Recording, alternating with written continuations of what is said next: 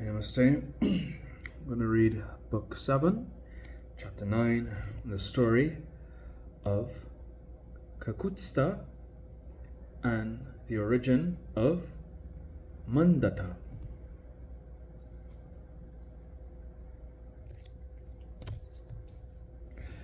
Om Vakratuna Mahakaya Surya Koti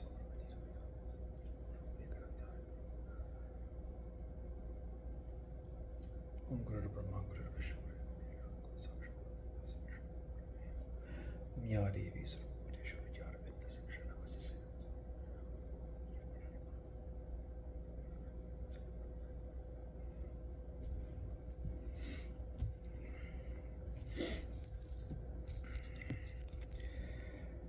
Vyasa said, O king, once on a time, the time for Astaka Shraddha, the funeral ceremony in honor of the departed, arrived.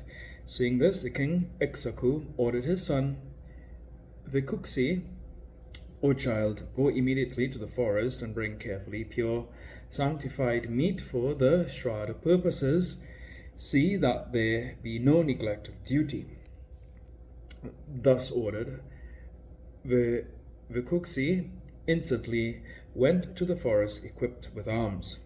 He hunted in the forest lots of boars, pigs, deer, and hare. But he was so very tired with his journey in the forest and got so hungry that he forgot everything about the Astaka Shraddha and ate one hare there in the forest. The remaining excellent meat he brought and handed over to his father. When the meat was brought to be sprinkled for purification, the family priest Vashishta, on seeing it, at once came to know that some portion had already been eaten, and it was the remaining part.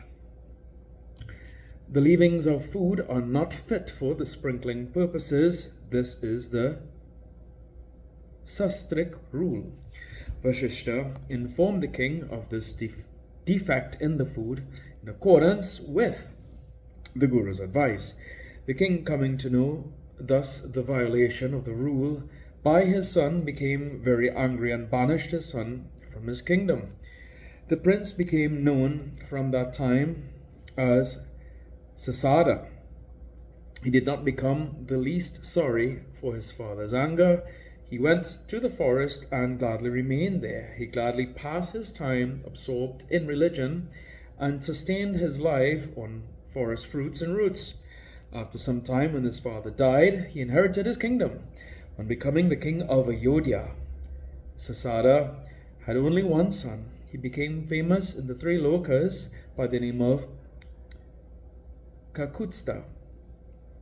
He was known also by other names, Indravaha and Puranjaya. Jaramajaya said, O Holy One, how and why was the prince named Kakutsta? Why was he known by the two other names? Speak all this to me.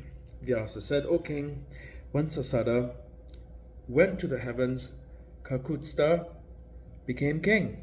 That religious king then began to govern the country of his father and grandfather with an authority supported by a powerful arm.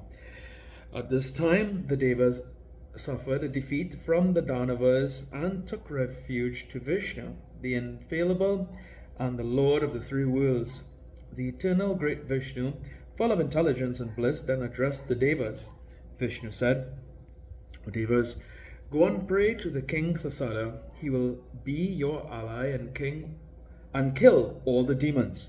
That king is religious, especially he is a worshipper of the highest Shakti. He is a good archer and will come to help you. His strength is immense.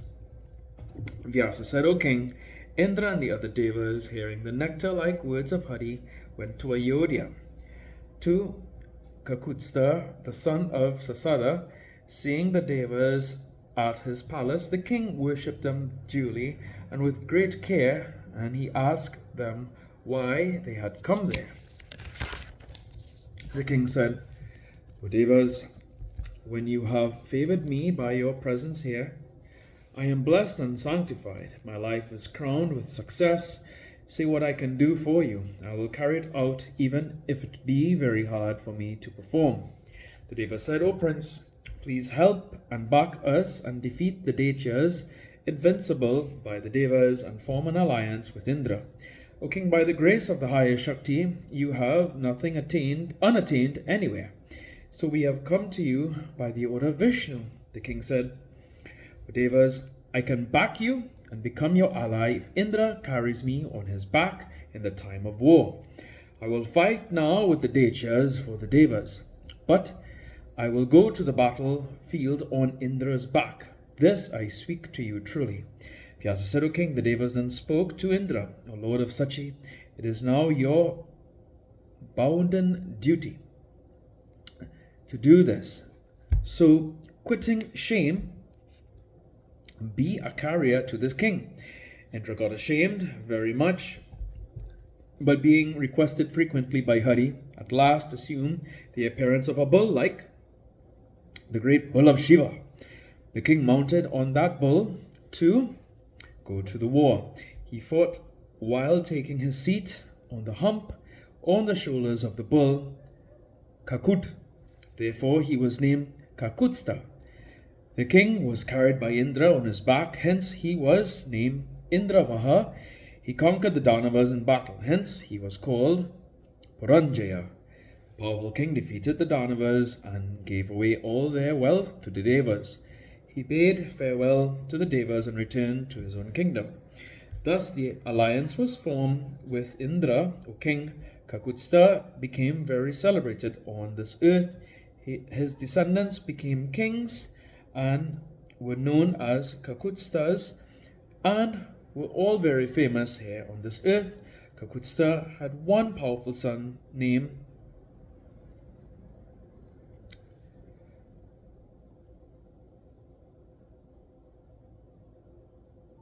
Kakutsta had one powerful son named Kakutsta. By his legal wife, Kakutsta had the son Prithu of mighty prowess. Prithu was the part incarnation personified of Vishnu and worshipper of the feet of the Supreme Shakti. His son was Visvarandi. He became king and governed the kingdom. His son was Chandra. He came to be king, governed his subjects, and multiplied very much his issues.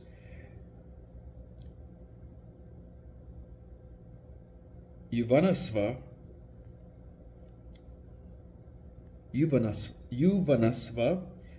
was one of his sons. He was very powerful and spirited. Savanta was the son of Yuvanasva. He was very religious. He built a nice city named Savanti, like the paradise of Indra. Brihadasva was the son of the high-souled Savanta. He had a son, Kuvalayasva. He became the lord of the earth by the power of his arms. He killed Dhundu Danava. So he was very much celebrated by the name of Dhundumara. His son was Dididasva. He governed the earth. His son was Shriman Haryasva. His son was Nikumba. He became the king. Nikumba had his son Varhanasva.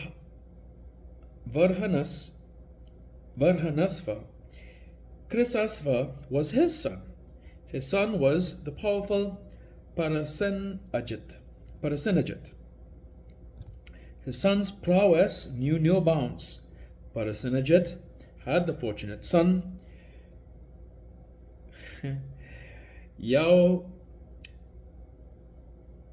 Yauvanasva.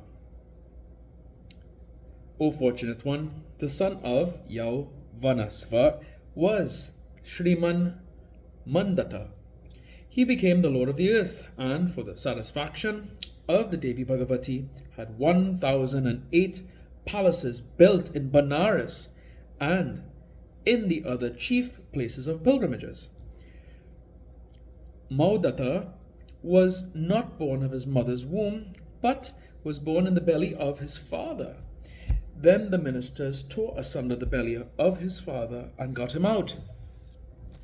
Janamejaya said, O fortunate one, what you said was never seen or heard ever before, since this sort of birth is highly improbable. How was that beautiful son born in the belly of his father? Describe this in detail and satisfy my curiosity. Vyasa said, O king, the king Yauvanasva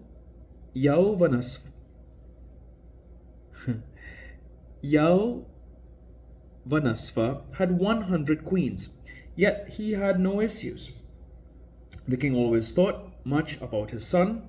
Once the king, sorry and desirous of a son, went to the holy retreats of the rishis. On arriving there, he began frequently to reprieve heavily before the ascetics. The rishis became filled with pity on seeing his sorrowful condition. O king, the Brahmins that said to him, O king, why are you thus sorrowful and distressed? What is your sorrow that is troubling your heart? Speak truly. We will surely redress your grievance. Yauvanasva said, O Munis, I have got the kingdom wealth, excellent horses, 100 illustrious chaste wives. I have no enemies in the 3 worlds. No one is stronger than me. All the kings and ministers are obedient to my call. But O ascetics, I have no son. This my sonless state is the only cause of my pain and sorrow.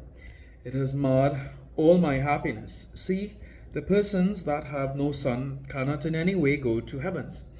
Therefore I am always being pained for this. You all are ascetics.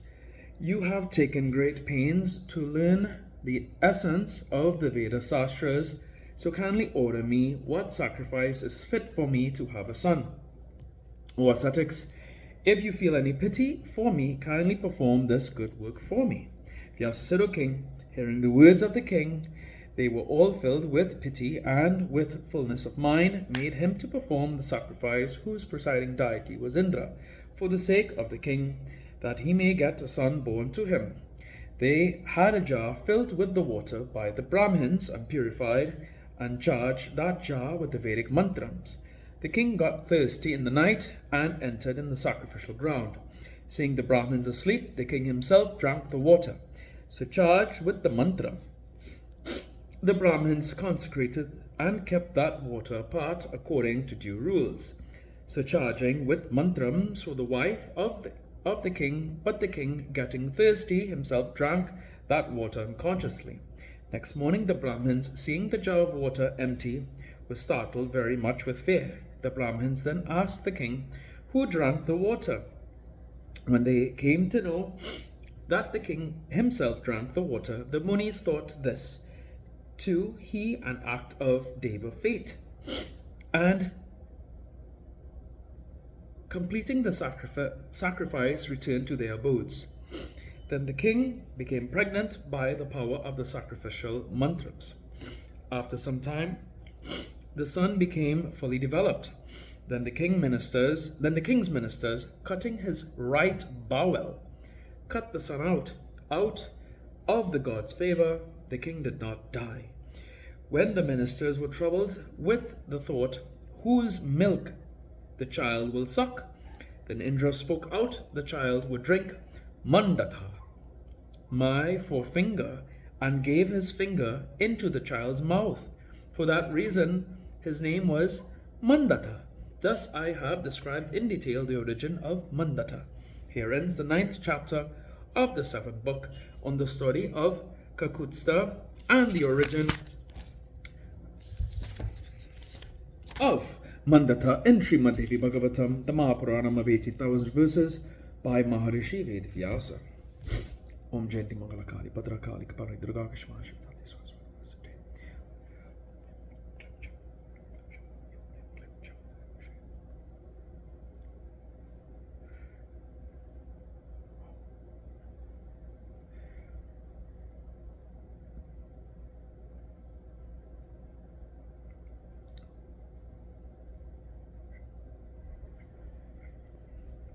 Untuya Mata Chavitatu Yantura Bandhu Shatra Sakatu. Shakti Shakti Shakti.